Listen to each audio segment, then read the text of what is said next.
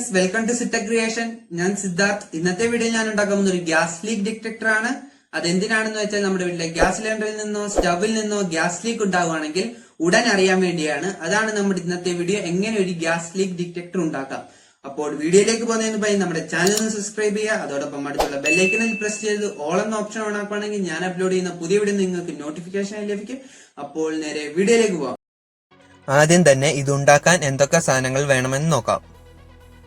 ഒരു Adreno board, ഒരു MQ2 gas sensor, ഒരു ബസർ,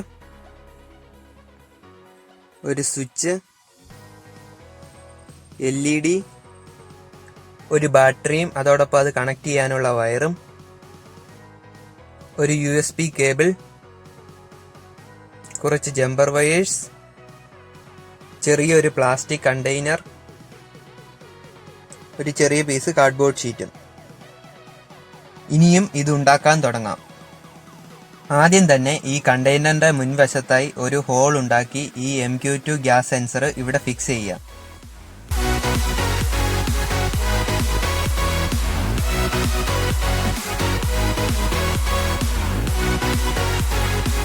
അടുത്തതായി സ്വിച്ച് പിടിപ്പിക്കാം. അതിനുവേണ്ടി ഇവിടെ ചെറിയൊരു ഹോൾ ഉണ്ടാക്കി അതിലേക്ക് സ്വിച്ച് ഇറക്കി വെച്ച് കൊടുക്കാം.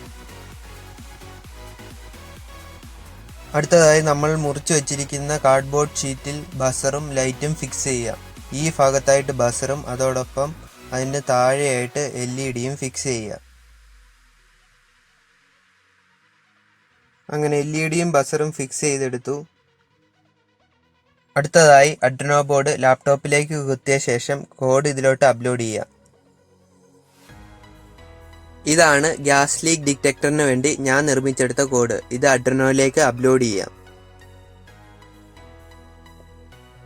ഇത് ഞാൻ നിർമ്മിച്ചെടുത്ത സർക്യൂട്ട് ഡയഗ്രാം ആണ്. ഇതുപോലെയാണ് കണക്ട് ചെയ്യേണ്ടത്. ഞാൻ നിർമ്മിച്ച കോഡും അതോടൊപ്പം സർക്യൂട്ട് ഡയഗ്രാമും ഡിസ്ക്രിപ്ഷനിൽ കൊടുത്തിട്ടുണ്ട്. ആവശ്യമുള്ളവർക്ക് അവിടെ നിന്ന് ഡൗൺലോഡ് ചെയ്തെടുക്കാവുന്നതാണ്. അടുത്തതായി കോഡ് ചെയ്ത് വെച്ചിരിക്കുന്ന അഡ്രിനോ ഇതിലേക്ക് ഫിക്സ് ചെയ്യുക. അടുത്തതായി ബാറ്ററി കണക്ട് ചെയ്യുന്ന പിൻ എടുക്കുക. അതിലെ ചുവന്ന വയറ് കട്ട് ചെയ്യുക. അതിനുശേഷം കട്ട് ചെയ്ത 2 വയറും സ്വിച്ചുമായി കണക്ട് ചെയ്യുക.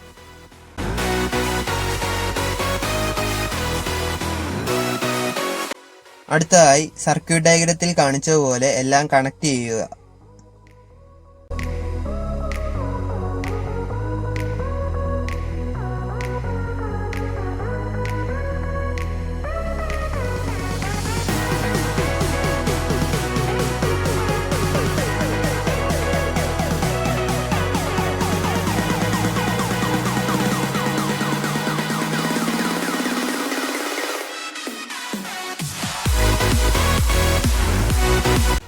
അങ്ങനെ നമ്മുടെ ഗ്യാസ് ലീക്ക് ഡിറ്റക്ടർ റെഡിയായി.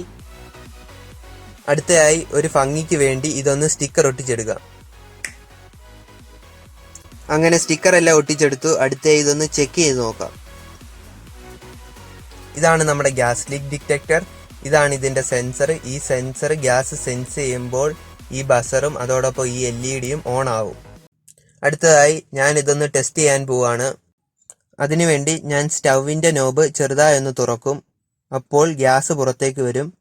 അന്നേരം നമ്മുടെ ഗ്യാസ് ലീക്ക് ഡിറ്റക്ടർ വർക്ക് ചെയ്യുന്നുണ്ടോ എന്ന് നോക്കാം.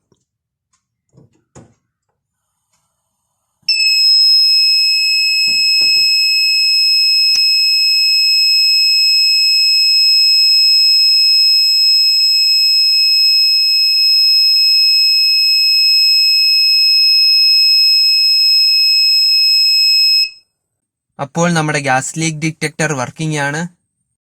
ഇങ്ങനെ ടെസ്റ്റ് ചെയ്യുമ്പോൾ എല്ലാവരും ശ്രദ്ധിക്കണം. ഗ്യാസിൻ്റെ നോബ് കുറേ നേരം തുറന്നു വെക്കാൻ പാടില്ല. തുറന്നു വെച്ചാൽ അത് വലിയ അപകടങ്ങൾക്ക് കാരണമാവും. ഇതൊന്നും കൂടെ ടെസ്റ്റ് ചെയ്ത് കാണിച്ചു തരാം.